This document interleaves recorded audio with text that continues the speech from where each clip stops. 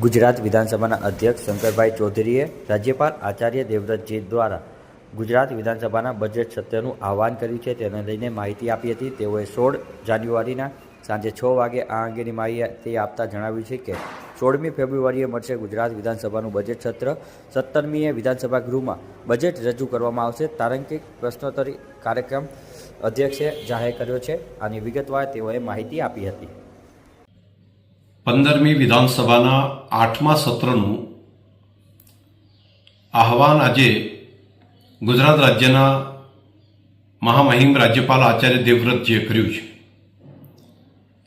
તારીખ 16 ફેબ્રુઆરીના રોજ ગુજરાત વિધાનસભાને માન્ય રાજ્યપાલશ્રી સંબોધન કરશે અને તે જ દિવસે માન્ય મુખ્યમંત્રીશ્રી દ્વારા શોકદર્શક પ્રસ્તાવ પણ રજૂ કરવામાં આવશે.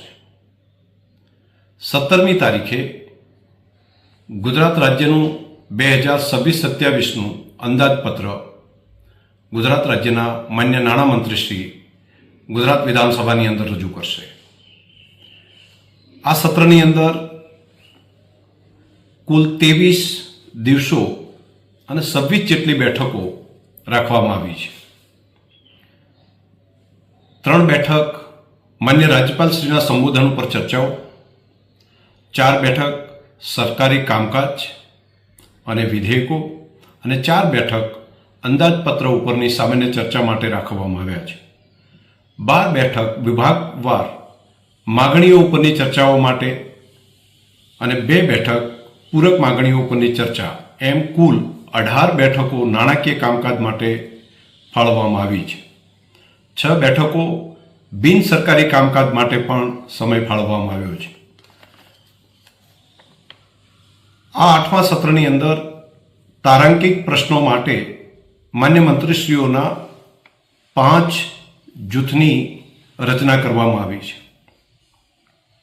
માન્ય ધારાસભ્યશ્રીઓ વિધાનસભાની અંદર પોતાના વિસ્તારના અને રાજ્યના પ્રશ્નો રજૂ કરવા માટે આજે જ્યારે આહવાન કરવામાં આવ્યું છે તો આવતીકાલથી જ એ પ્રશ્નો દાખલ કરી શકશે.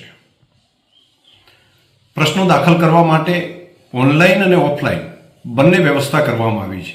પોતાના મત વિસ્તારની અંદર રહીને માન્ય ધારાસભ્યશ્રીઓ ઓનલાઈન પણ પ્રશ્ન દાખલ કરી શકશે અને અહીંયા આવીને તેમને લેખિત સ્વરૂપે મૂકવું હોય તો પણ પ્રશ્નોની રજૂઆત કરી શકશે. છેલ્લા દિવસનો પ્રસ્તાવ પણ રહેશે. તે સિવાય ડિટેલ અને વિગતવાર કામકાજ એ કામકાજ સલાહકાર સમિતિની મિટિંગની અંદર નક્કી થતું હોય છે. વિધાનસભાના સત્રના ચાલુ થાય તે પહેલાં હું કામકાજ સલાહકાર સમિતિની મિટિંગ બોલાવીશ અને તેની અંદર વિગતવાર જે સત્ર દરમિયાન થનાર કામ છે તેનો અહેવાલ વિધાનસભામાં રજૂ પણ કરવામાં આવશે.